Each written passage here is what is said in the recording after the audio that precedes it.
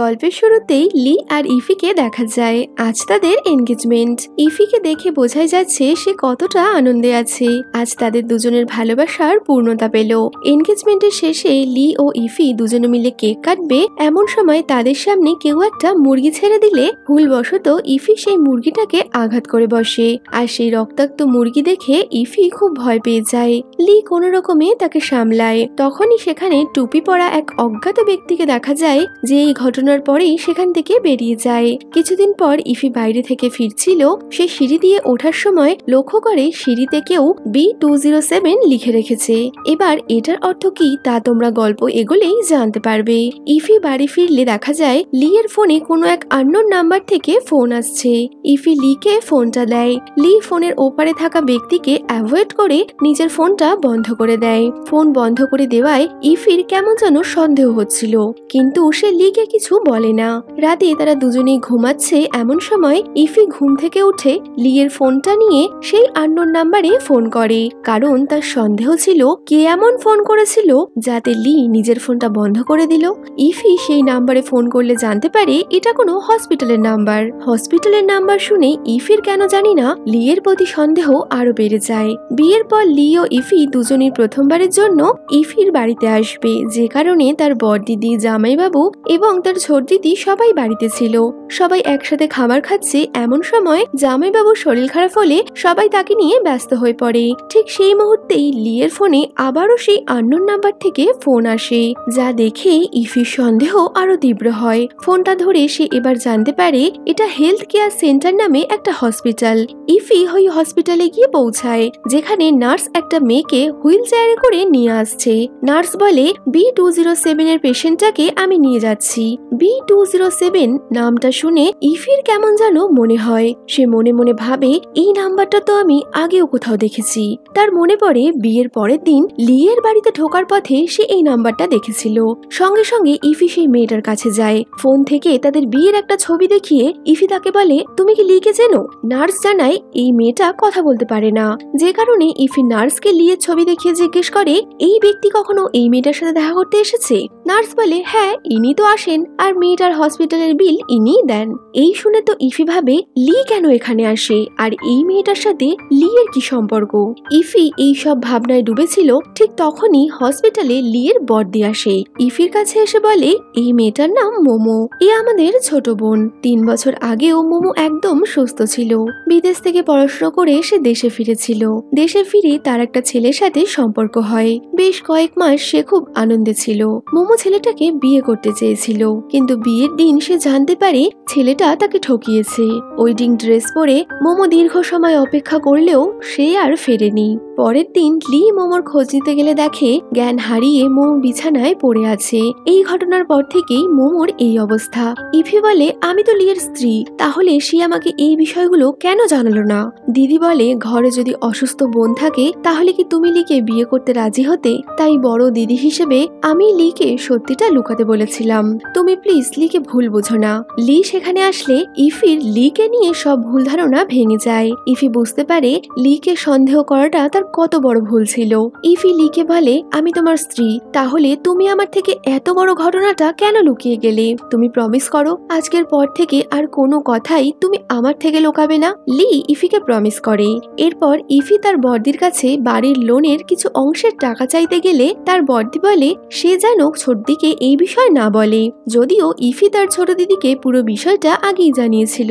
যা শুনে বর্দি একটু আপসেট হয়ে যায়, কিন্তু সে টাকা দিতে রাজি হয়, তবে একটা শর্তে, যে সেই টাকার কথাটা ইফি কাউকে বলতে পারবে না, এমনকি তার ছোটদিকেও নয়। আসলে ইফির বর্দি আর ছোটদির মধ্যে টাকা পয়সা নিয়ে বরাবরেরই একটু রেষারেষি চলে আসছে, যে কারণে সে এইসব কথা ইফিকে বোঝাতে চাইছে।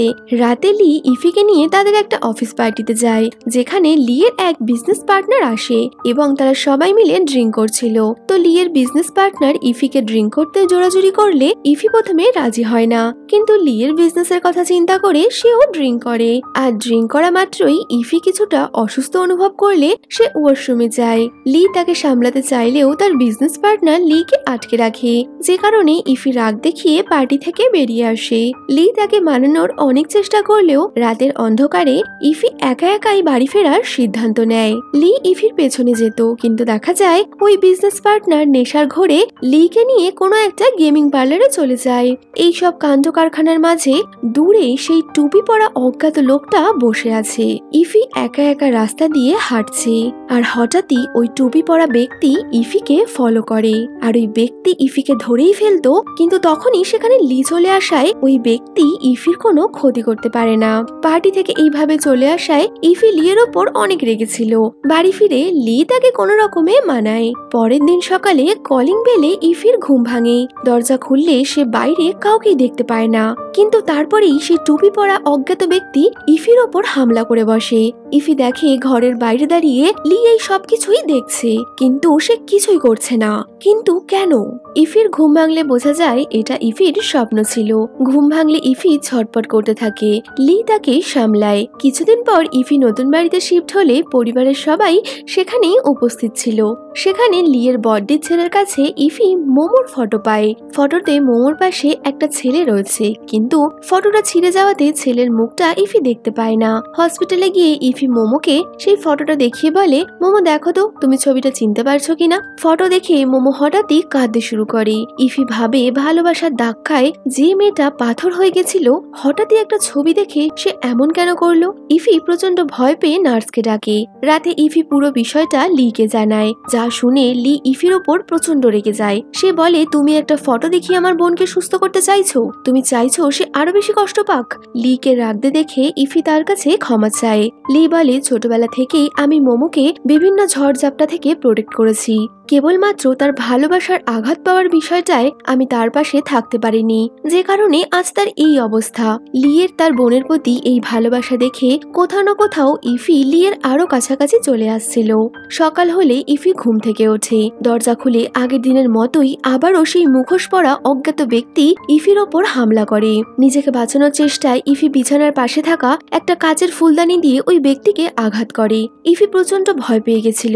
সে তার দিদিকে বাড়িতে ডাকলে সবাই এসে দেখে ঘরের মধ্যে প্রতিটা জিনিস একদম ঠিকঠাক অবস্থাতেই আছে। লি বলে, ইফি এটা তোমার মনের ভুল। এই বলে সে ইফিকে সান্ত্বনা দেয়, কিন্তু ইফি এটা কোনো মতেই মানতে পারছিল না যে এই ঘটনাটা মিথ্যে। এরপর লি ইফিকে নিয়ে ডাক্তারের চেম্বারে যায়, যেখানে ডাক্তার বলে ইফি কোনো একটা মানসিক অবসাদে ভুগছে। এই বলে ডাক্তার ইফিকে কিছু মেডিসিন লিখে দিলে লি ইফিকে সেই মেডিসিনগুলো খাওয়াতে থাকে। প্রত্যেক দিনের ওই মেডিসিনগুলো ইফিকে ধীরে ধীরে দুর্বল করে দিচ্ছিল। ইফির মাথা ঘোরাতে শুরু করে। একদিন বাড়ি থেকে বেরিয়ে রাস্তা দিয়ে হাঁটার সময় ইফি তার দিদির সাথে ফোনে কথা বলছে। তখনই তার মাথা ঘুরে গেলে সে রাস্তায় পড়ে যায়। ইফির বড়দি তাকে বাড়ি নিয়ে আসে। বড়দি দেখে যে মেডিসিনগুলো ইফিকে খাওয়ানো হচ্ছে সেগুলোর জন্যই ইফি ধীরে ধীরে এত দুর্বল হয়ে যাচ্ছে। বিষয়টা বড়দির কেমন যেন সন্দেহজনক বলে মনে হয়। সে তাদের ছোট বোনকে ডেকে লিয়ের অফিসে গিয়ে পৌঁছায়। আসলে বড়দি প্রথম সন্দেহটা লিকেই হয়েছিল। গাড়িতে বসে বড়দি ইফিকে ফোন করে তাদের সন্দেহর কথা বললে ইফি বলে, তোমরা দুজন আমাকে না বলেই ওখানে কেন গেছো? তোমরা ওখানে যাওয়াতে লিয়ের অসুবিধা হতে পারে। লি দেখার আগেই তোমরা ওখান থেকে বেরিয়ে যাও। বড়দি ইফিকে ফোন করেছে এটা ছোট বোনের মোটেই পছন্দ হয় না, যে কারণে সে তখনই সেখান থেকে বেরিয়ে যায়। বেরোনোর সময় ছোট বোন দেখে সেই টুপি পরা অজ্ঞাত ব্যক্তি, যার নাম ফ্র্যাঙ্ক। স্কুটিতে করে সে লিয়ের অফিসের বাইরে দাঁড়িয়ে রয়েছে। ফ্র্যাঙ্ক ইফির ছোট দিদিকে দেখে সঙ্গে সঙ্গে সেখান থেকে বেরিয়ে যায়। অন্যদিকে লি ইফির বড় দিদিকে দেখতে পায়। ফোনের ওপার থেকে ইফি এটা বুঝতে পারলে ভয়ে তার হাত থেকে ফোনটা পড়ে যায়। ইফি ফোনটা খুঁজতে গিয়ে দেখে ঘরের কোনায় কাচের একটা টুকরো পড়ে আছে, যে টুকরোটা ছিল আগের দিনের ভেঙে যাওয়া সেই ফুলদানিটার। তো টুকরোটা দেখে ইফি এটুকু বুঝে যায় আগের দিন তার ওপর যে হামলাটা হয়েছিল তা নিছকই মিথ্যে ছিল না। বিষয়টা ইফি ফোনে তার বড়দিকে বলছে। এর মধ্যেই লি বাড়িতে ফিরে দেখা যায় বড়দির আচরণে লি প্রচন্ড রেগে আছে। লি চিৎকার করে বলে, তুমি তোমার দিদিকে দিয়ে আমাকে ফলো করাচ্ছ? এইভাবে কোম্পানির বাইরে দিদি দাঁড়িয়ে থাকাতে আমার কতটা প্রেস্টিজ নষ্ট হয়েছে তোমার সেই বিষয়ে কোনো ধারণা আছে? তোমায় একটা লাস্ট ওয়ার্নিং দিচ্ছি ইফি, বড়দির সাথে কথা বলা বন্ধ করো, না হলে এই রূপ আচরণে তোমার শাস্তি পেতে হবে। লিয়ের এইরকম ভয়ঙ্কর রূপ দেখে ইফি প্রচন্ড ভয় পেয়ে যায়। পরে ইফি তার মায়ের সাথে দেখা করতে গেলে তারা কথা বলছে, ঠিক তখনই বড়দি সেখানে আসলে ইফির মা তাদের বড়দিকে তাদের একটা গ্রুপ ফটো তুলে দিতে বলে। ইফি বাড়ি ফিরে আসে। লি আগে থেকেই বাড়িতে ছিল। লি বলে, ইফি তুমি যে মায়ের সাথে দেখা করতে গেলে বড়দি সেখানে ছিল না, সংসারে যাতে অশান্তি না হয় এই ভেবে ইফি লিকে বলে বড়দি সেখানে ছিল না। যা শুনে আবারও লি ইফির ওপর প্রচন্ড রেগে যায়। সে তার বড়দি সোশ্যাল মিডিয়ায় একটা ছবি ইফিকে দেখিয়ে বলে, তাহলে এটা কি? আসলে ইফির বড়দি সকালে যে ছবিটা তাদের বাড়িতে তুলেছিল সেটাই সে সোশ্যাল মিডিয়ায় পোস্ট করেছে। লি ইফিকে বলে, মিথ্যে বলেছো যখন, শাস্তি তো তোমাকে পেতেই হবে। এই বলে সে ইফিকে ক্যামেরার সামনে দাঁড় করিয়ে তার ভিডিও রেকর্ডিং করে, যেখানে ইফি বলে সে আর কোনোদিনই লিকে মিথ্যে বলবে না, তার থেকে কোনো কিছুই লুকাবে না, আর তাকে সন্দেহ করবে না। যদি সে কখনো এই সমস্ত জিনিস করে তাহলে লি তাকে শাস্তি দিতে পারে। ইফি প্রচন্ড ভেঙে পড়ে। সে কাঁদতে কাঁদতে কথাগুলো বলছিল। রেকর্ড হয়ে গেলে লি তাকে সামলায়। আসলে লি জানতো ইফি মানসিকভাবে দুর্বল, তাই সে এই ভিডিও রেকর্ডিং এর মাধ্যমে ইফির মনোবলকে ভাঙার চেষ্টা করছিল।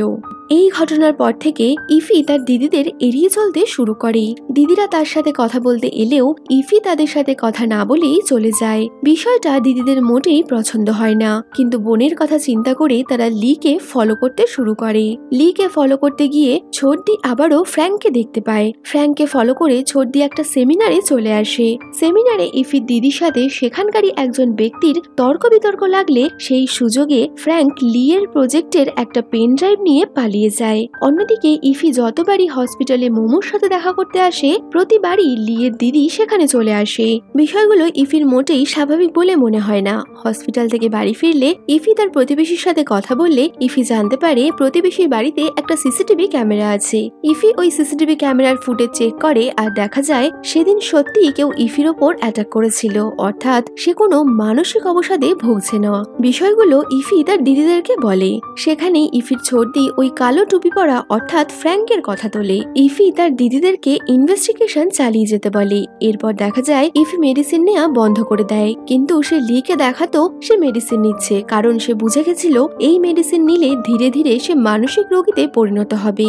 এরপর একদিন লি ইফিকে নিয়ে ডিনার করতে যায়, যেখানে লিয়ের ছোটবেলার এক বন্ধুর সাথে তার দেখা হয়। প্রথমে তো লি তাকে চিনতে অস্বীকার করে, কিন্তু তার বন্ধু লিয়ের পরিচয় দিলে বাধ্য হয়ে ইফির সামনে লিকে নিজের পরিচয় দিতে হয়। আসলে ওই রেস্টুরেন্টটা লিয়ের বন্ধুর ছিল, তাই চালাকি করে লি বলে, আমি তো বর্তমানে রিয়েল এস্টেটে কাজ করছি, আর এখানেই নাকি আমাদের কোম্পানির একটা বিল্ডিং বানাতে চলেছে, তাই জায়গাটা দেখতে এলাম। বিল্ডিং বানানোর কথা শুনে লিয়ের বন্ধু কেমন যেন চমকে ওঠে। সে লিকে কিছু বলতে পারে না। তাদের দুজনের সাথে খুব ভালো ব্যবহার করে, কারণ বিল্ডিং বানালে তার দোকান ভাঙা পড়বে, যে কারণে সে লিয়ের সাথে ভালো ব্যবহার করছিল যাতে তার দোকানটা ভাঙা না যায়। বাড়ি ফিরে লি ইফিকে তাদের ছোটবেলার কিছু ঘটনা বলে। আসলে ওই বন্ধু যার দোকান ছিল সে ছোটবেলায় মোমোর সাথে খারাপ ব্যবহার করেছে আর তার মজা উড়িয়েছে, তাই আজ বন্ধুকে সাহায্য করতে লি এমন কথা বলল। ইফি লিয়ের কথা বিশ্বাস করে নেয়। কিছুদিন পর ইফি নিজের বাড়ি থেকে ফিরছে তো রেস্টুরেন্টের বাইরে এসে লিয়ের বন্ধুকে দেখতে পায়, যাকে খুব অস্থির দেখাচ্ছিল। ইফি বলে, কি হয়েছে, তোমরা সবাই এভাবে দোকানের বাইরে? লিয়ের বন্ধু বলে, লি আমাদের সবাইকে পথে বসিয়ে দিল। আজ এখানে বড় বিল্ডিং তৈরি হবে, আমার দোকান ভাঙা পড়বে। এখন আমি আমার পরিবারকে নিয়ে কোথায় যাব বলো? ছোটবেলায় আমি ওর পেছনে লাগতাম বলে আজ এইভাবেও আমার সাথে শোধ নিচ্ছে। ইফি বলে, তুমি লিয়ের নয় বরং ওর বোন মোমোকে ডিস্টার্ব করতে, যে কারণে তোমার আজ এই অবস্থা। ইফির কথা শুনে লিয়ের বন্ধু চমকে ওঠে। সে বলে, লিয়ের বোন? সে কোথা থেকে এলো? লিয়ের তো কোনো বোন নেই। লিয়ের বোন নেই এই কথাটা ইফির কোনোভাবেই বিশ্বাস হয় না। প্রমাণ জোগাড় করতে ইফি মোমোর হসপিটালে গিয়ে পৌঁছায়। মোমোর ফাইল ঘাটলে সে দেখে লিয়ের সাথে মোমোর কোনো রক্তের সম্পর্ক নেই। ইফি বুঝে যায় লিয়ের বন্ধু ঠিক কথাই বলেছিল। লি প্রতিনিয়ত তাকে মিথ্যে বুঝিয়েছে। ইফি ভাবে তাহলে মোমোর আসল ভাইকে। যা জানতে সে মোমো সোশ্যাল মিডিয়া অ্যাকাউন্ট থেকে মোমোর কিছু বন্ধুর সন্ধান পায়, কিন্তু তাতে তেমন কোনো লাভ হয় না। বাড়ি ফিরলে লি ইফিকে নানাবিধ প্রশ্ন করতে থাকে, কারণ লিয়ের মনে হচ্ছিল ইফি তার থেকে কিছু লুকাচ্ছে। কোনো রকমে ইফি লিকে এটা বুঝিয়ে দেয় যে সে তার মায়ের বাড়িতে ছিল। এরপরই ইফির ফোনে তার ছোট দিদির মেসেজ আসে, যেখানে মোমোর দাদার ডিটেলস ছিল, আর দেখা যায় সেটা অন্য কেউ নয়, ফ্র্যাঙ্ক। ইফি মোমোর ফাইল থেকে ফ্র্যাঙ্কের নাম্বারটা পেয়েছিল। ইফি ফ্র্যাঙ্ককে ফোন করে। ইফি নিজের পরিচয় দিয়ে বলে, তুমি কি মোমোর দাদা? তুমি যদি সত্যিই মোমোর দাদা হয়ে থাকো তাহলে লিয়ের সাথে মোমোর কি সম্পর্ক সত্যিটা বলো, না হলে কিন্তু আমি তোমাকে পুলিশে ধরিয়ে দেব। ফ্র্যাঙ্ক কিছু না বলেই ফোনটা কেটে দেয়। রাতে ফ্র্যাঙ্ক ইফিকে মেসেজ করে বলে, আগামীকাল আমি তোমার সাথে দেখা করব। কিন্তু দেখা যায় পরের দিন ফ্র্যাঙ্ক লিয়ের দিদিকে ফলো করছে। লিয়ের দিদি একটা ফাঁকা সুনসান জায়গায় তার গাড়ি দাঁড় করায়। ফ্র্যাঙ্ক লিয়ের দিদির সাথে কথা বলতে এলে দেখা যায় লিও সেখানে এসেছে। লি ফ্র্যাঙ্ককে বলে, পেন ড্রাইভটা দাও, যার বদলে আমি তোমাকে টাকা দেব, আর তুমি মোমোকে নিয়ে এই শহর ছেড়ে চলে যাও। ফ্র্যাঙ্ক লিয়ের কথা মানতে না চাইলে তাদের মধ্যে হাতাহাতি শুরু হয়, আর হাতাহাতির এক পর্যায়ে ফ্র্যাঙ্ক পাহাড় থেকে নিচে পড়ে যায়। অন্যদিকে দেখা যায় ফ্র্যাঙ্কের পাঠানো ঠিকানায় ইফি তার দিদির সাথে ফ্র্যাঙ্কের জন্য অপেক্ষা করছে, কিন্তু ফ্র্যাঙ্ক না আসায় ইফি তার ফোনে ফোন করে। তো পাহাড় থেকে পড়ে যাওয়ার আগে ফ্র্যাঙ্কের ফোনটা মাটিতে পড়ে গেছিল, আর লি দেখে ফ্র্যাঙ্কের ফোনে ইফির নাম্বার। লি প্রচন্ড ঘাবড়ে যায়, সে বুঝতে পারে না কি করবে। লি কোনো রকমে ফ্র্যাঙ্কের ফোনের পাসওয়ার্ডটা হ্যাক করে এবং নিজেই ফ্র্যাঙ্ক সেজে ইফিকে মেসেজ করে। নিজেকে ভালো প্রমাণ করার চেষ্টা করে সে, যে কারণে সোজা সরল ইফি ভাবে লিকে ভুল বোঝাটা তার উচিত হয়নি। অন্যদিকে দেখা যায় ক্ষত বিক্ষত অবস্থায় পাহাড় থেকে উঠে আসে ফ্র্যাঙ্ক। পরের দিন ইফিকে হসপিটাল থেকে ফোন করে বলা হয় তার ভাইয়ের অপারেশন হতে চলেছে, সে যেন তাড়াতাড়ি হসপিটালে চলে আসে। ইফি ভাবে তার ভাই সে কোথা থেকে এলো, যার উত্তর পেতে হসপিটালে গিয়ে ইফি দেখে রক্তাক্ত অবস্থায় ফ্র্যাঙ্ক মৃত্যুর সাথে পাঞ্জা লড়ছে। ইফি ফ্র্যাঙ্কের কাছে গেলে ফ্র্যাঙ্ক বলে, আমার এই অবস্থা করেছে লি। প্রথমে তো ইফি ফ্র্যাঙ্কের কথা বিশ্বাস করে না। ফ্র্যাঙ্ক বলে, লি আমাকে পাহাড় থেকে ফেলে দেওয়ার পর আমার ফোন থেকে ফ্র্যাঙ্ক সেজে তোমার সাথে কথা বলেছে। ফ্র্যাঙ্কের কথা শুনে ইফি চমকে ওঠে। ফ্র্যাঙ্ক ইফিকে একটা পেন ড্রাইভ দিয়ে বলে এর মধ্যে লিয়ের সমস্ত ডিটেলস রয়েছে। সাথে সে ইফিকে মোমোর বাড়ির অ্যাড্রেসও দেয়, যেখানে একটা ডায়েরি রাখা ছিল। যাওয়ার আগে ফ্র্যাঙ্ক ইফিকে বলে, এবার অন্তত নিজের হাজবেন্ডকে বিশ্বাস করা বন্ধ করো। পেন ড্রাইভে তেমন কোনো প্রমাণ না পেয়ে ইফি মোমোর ঠিকানায় গিয়ে পৌঁছায়। ইফির হাতে লাগে মোমোর সেই ডায়েরিটা, যেখানে মোমো তার জীবনের সব ভালো মন্দ ক্যাপচার করে রেখেছিল। ইফি ডায়েরিটা পড়তে শুরু করে, আর দেখা যায় মোমো যে ছেলেটাকে ভালোবাসত সে আর অন্য কেউ নয়, লি। লি তাকে ভালোবেসে বিয়ে করার প্রতিশ্রুতি দিয়েছিল। তারা দুজন একসাথে অনেক আনন্দের দিনও কাটাচ্ছিল। এইভাবেই তাদের বিয়ের দিন চলে আসে। বিয়ের আগে মোমো ওয়েডিং ড্রেস পছন্দ করতে গিয়ে নোটিস করে লিয়ের মন অন্য কোথাও। মোমো দেখে লিয়ের জীবনে অন্য কোনো মেয়ে এসেছে, যে ছিল ইফি। মোমো ভাবে লি তার সাথে বিশ্বাসঘাতকতা করলো, যা মোমো সহ্য করতে পারেনি বলে আজ তার এই অবস্থা। মোমো ডায়েরি পড়ে ইফির কাছে সম্পূর্ণ বিষয়টা জলের মতো পরিষ্কার হয়ে যায়। তার ডায়েরির শেষ পাতায় ইফি মোমো আর লিয়ের এই ছবিটা পায়, যেটা কয়েক মাস আগে সে তার বাড়িতে পেয়েছিল। ইফি বুঝে যায় লি তাকে ঠকিয়েছে। প্রতিটা মুহূর্তে সে মিথ্যে কথা বলে এসেছে, এমনকি নিজের সত্যি লোকাতে সে ইফিকে পাগল অব্দি প্রমাণ করার চেষ্টা করেছে। রাতে বাড়ি ফিরে ইফি লিয়ের মুখোমুখি হয়। ইফির হাতে মোমোর ডায়েরি দেখে লি বুঝে যায় ইফি সব জেনে গেছে। লি বলে, ইফি আমি কেবলমাত্র তোমাকে ভালোবাসি, তোমায় ভালোবেসেই আমি সবকিছু করেছি, তুমি আমায় বিশ্বাস করো ইফি। ইফি আজ লিয়ের কোনো কথাই শুনতে চায় না। সে লিকে চড় মেরে বলে, আমি তোমাকে বিশ্বাস করব না লি। ইফি বাড়ি ছেড়ে চলে আসে। এই ঘটনায় ইফি ভেঙে পড়ে। তার দিদিরা তাকে কোনো রকমে সামলায়। ইফি শহর ছেড়ে চলে যাবে। যাওয়ার আগে সে একবার মোমোর সাথে দেখা করতে হসপিটালে আসে। ইফি মোমোকে তার ডায়েরিটা দেয়, আর দেখা যায় শোকে পাথর হয়ে যাওয়া মোমো আজ কান্নায় ভেঙে পড়েছে। সে ইফিকে বলে, তুমি এখান থেকে যেও না, তাহলে লি আবারও আমার ক্ষতি করবে। ইফি বুঝে যায় যাওয়ার আগে লিকে তার কর্মের উচিত শাস্তি দিয়েই যেতে হবে, যে কারণে ইফি লাইভে এসে লিয়ের আসল সত্যি সবার সামনে নিয়ে আসে। অফিস থেকে শুরু করে পরিবারের সবাই আজ লিয়ের পাশ থেকে সরে দাঁড়িয়েছে। নিঃস্ব হয়ে গেছে লি। পুলিশের হাত থেকে বাঁচার জন্য লি একটা পুরনো কারখানায় আশ্রয় নেয়। ইফি শেষবারের মতো লিয়ের সাথে সেখানে দেখা করতে আসে। লি কেমন যেন পাগলের মতো আচরণ করছে। বহুবার সে ইফির কাছে ক্ষমা ক্ষমা চাইলেও ইফি তাকে ক্ষমা করে না, বরং সে তাকে পুলিশে ধরিয়ে দেয়। ইফি লিকে ছেড়ে সারা জীবনের মতো চলে যায়, কিন্তু সে আজও লিকে ভালোবাসে, যদিও লি সেই ভালোবাসার যোগ্য ছিল না। তো এখানেই শেষ হয়ে যাচ্ছে আজকের ড্রামা। তো ভিডিওটা কেমন লাগলো কমেন্টে বলো, ভালো লাগলে লাইক শেয়ার করো, আর যাওয়ার আগে চ্যানেলটা সাবস্ক্রাইব করো। তো দেখা হচ্ছে নতুন কোনো ভিডিওতে। Till then, by.